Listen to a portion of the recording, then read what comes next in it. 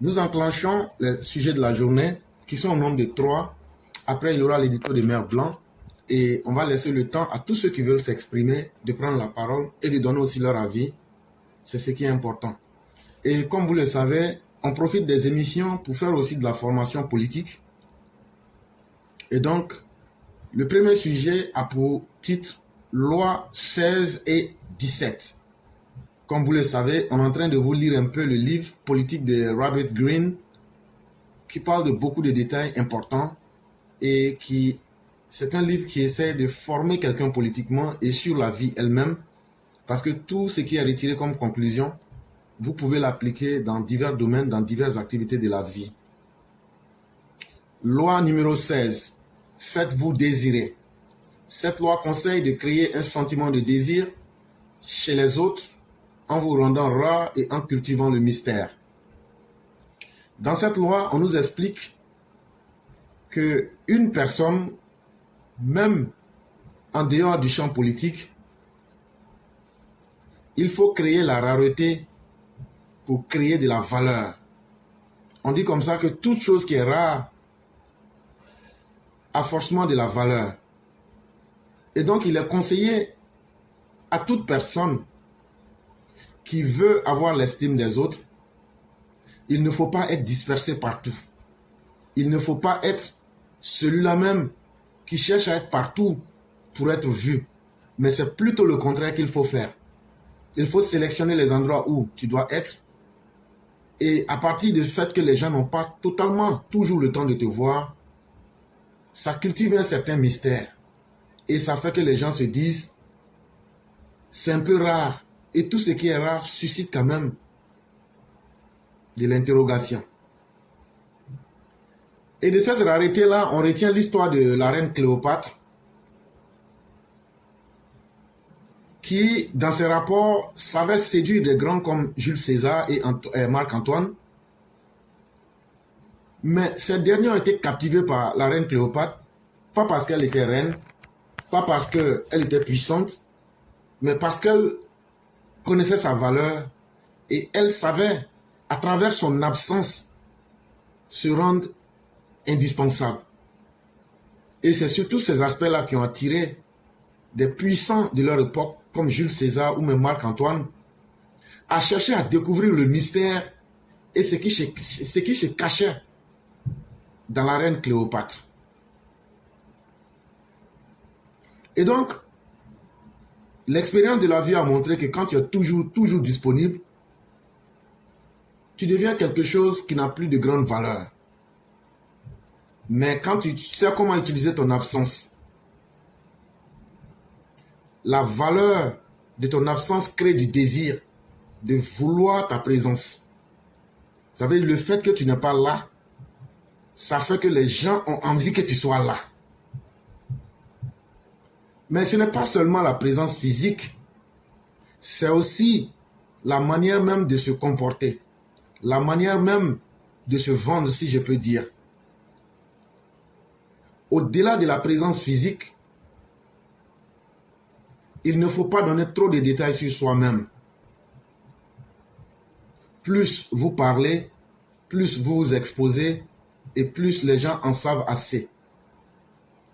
Et donc, de la rareté, il faut exposer très peu de choses sur vous pour que les gens imaginent beaucoup de choses. Pour que les gens disent 1001 choses, ça demande que vous avez de l'importance. Ça demande que les gens ont envie de savoir des choses sur vous. Et c'est ça aussi qui fait cette importance-là. Parce que ça crée de l'incertitude. Ceux qui doivent savoir ou ceux qui ont un désir d'en savoir plus. Et une fois que vous développez ces qualités-là, ça attire naturellement les autres à venir vers vous. Parce que sans le savoir, ça crée un charisme. Et ça vous donne la capacité d'avoir une confiance en soi. Maintenant, lorsqu'on revient dans le monde des affaires, par exemple, il n'est pas bon pour un dirigeant d'être à tous les événements ou bien dans toutes les réunions pour qu'on sache que c'est lui le patron ou bien le plus fort. Non. il faut se proposer en édition limitée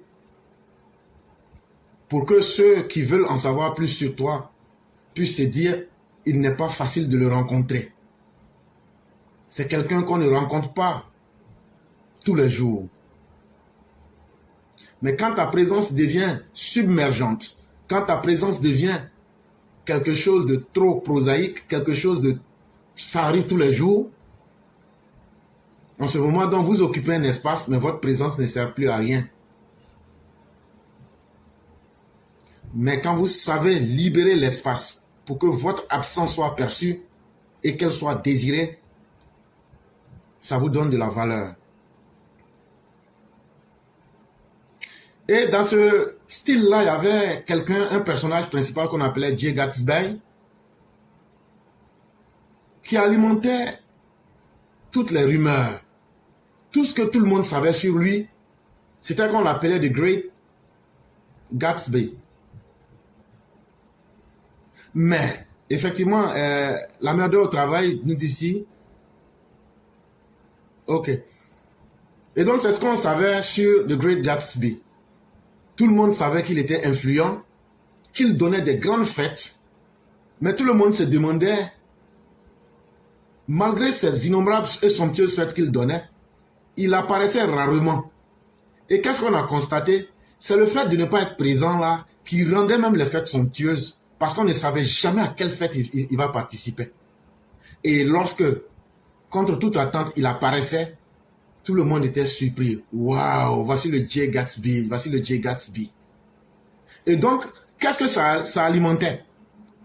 Ça alimentait des rumeurs et en même temps le désir de rencontrer, même ne serait-ce qu'une seule fois, ce personnage-là. Parce que le personnage a su se vendre.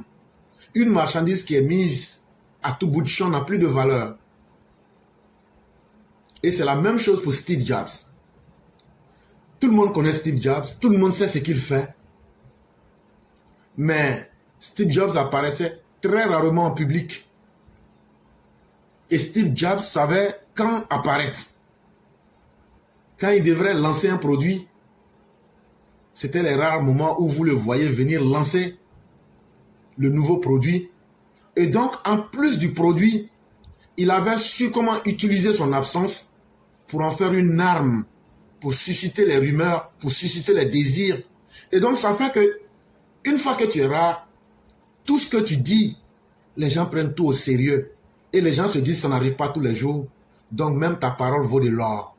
Et donc c'est très important de pouvoir bénéficier de cette capacité.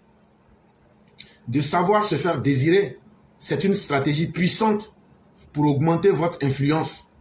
Et en même temps aussi, attirer les gens vers vous. Mais sans être celui-là même qui est parti vers les gens, vous attirez les gens vers vous parce que vous avez créé une zone de vide qui crée du mystère. En cultivant cette rareté, vous suscitez de l'intérêt chez les autres. Et ça n'a qu'un seul but, augmenter votre pouvoir et votre valeur. Et on va terminer avec l'exemple de Napoléon, qui savait se faire rare. Et il disait comme ça une fois, si l'on ne me voit pas trop au théâtre, si l'on me voit trop au théâtre, les gens cesseront de me remarquer. Il dit si chaque fois il devrait être au théâtre, il ne serait plus le Napoléon parce que tout le monde aurait accès à lui et tout le monde dirait mais on le voit chaque fois. Mais le fait qu'il était rare, ça a augmenté son capital d'attractivité et ça a encore augmenté sa valeur perçue pour faire de lui quelqu'un que tout le monde voulait voir. Et pour revenir dans un exemple beaucoup plus récent, vous remarquerez que le président Ouattara, lorsqu'il vient en politique, à partir des années 90, très peu de personnes le connaissaient. Et c'est ce mystère du fait qu'on ne le connaît pas qui a été le désir des Ivoiriens. Mais en plus de cela, c'est quelqu'un qui n'apparaissait pas beaucoup dans les médias et qui n'avait pas vraiment un rapport très très direct avec les populations. Et donc ça faisait que chaque fois qu'on disait comme ça que même dans l'opposition, que le président Ouattara va se déplacer même ceux même qui ne sont pas des alassanistes ou même des militants du RDR, ils disent, mais pour celui qu'on a entendu parler là, attends, on va aller le voir au moins une fois.